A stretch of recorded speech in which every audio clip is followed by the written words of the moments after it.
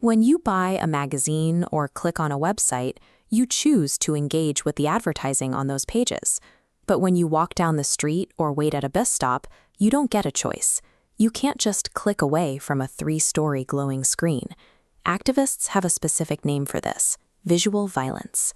It's the constant, unconsented psychological toll extracted by corporations, a relentless bombardment telling us what to buy, how to look, and who to be. These structures are engineered for maximum, unavoidable exposure. Their size and placement across major transit arteries ensure that the average citizen cannot simply opt out. The public visual landscape has been quietly fenced off.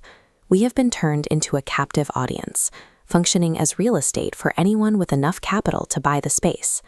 Every billboard and digital screen in the city represents thousands of pounds in rental fees and production costs. We all share the freedom of speech, but at this scale, the freedom to actually communicate is tied directly to capital. This topographical map reveals the resulting imbalance.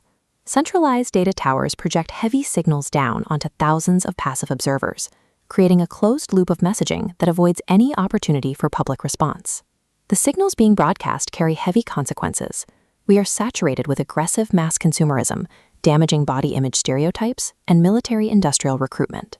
This one-way system systematically strips everyday people of agency.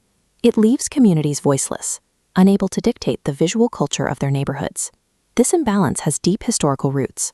For decades, activists engaged in subvertising, a direct action reclaiming corporate ad space to communicate their own messages. By physically overwriting commercial real estate, street artists force a critique of power and neighborhood gentrification directly into the public eye. They often hijack the visual language of the advertisement itself, painting over a military recruitment ad to ask, "Why die for a country that doesn't care for you?" exposes the moral hazards hiding behind polished corporate graphics. But physical subvertising carries a severe tactical limitation. These are isolated acts. Corporate maintenance teams typically erase them within a few hours, returning the space to the brand. Analog street art alone cannot dismantle a centralized multi-billion-dollar network. To challenge a machine of this size, activists built a scalable counter-infrastructure. This is the interface for the ad-bust ecosystem. Developers and street artists are building a new digital countergrid right on top of the physical city. Citizens act as auditors, tracking unethical billboards to illuminate a hidden corporate network. Activists also superglue cheap NFC chips onto ads. Passers-by tap them, bypassing the printed poster to reveal the real context or an augmented reality rewrite. All this collected data serves a bureaucratic purpose. The platform funnels user reports into a direct pipeline, sending organized evidence of public objections straight to industry watchdogs like the Advertising Standards Authority. This digital escalation organizes scattered public frustration.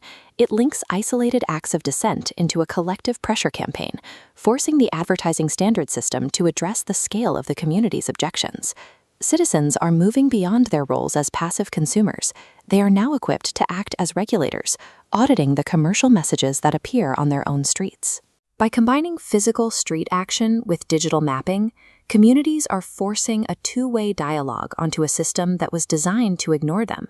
This movement redefines every billboard and bus stop. These are no longer just permanent features of the skyline. They are contested sites where the public can intervene. Public space inherently belongs to the public, and by leveraging modern technology, citizens finally have the tools to reclaim their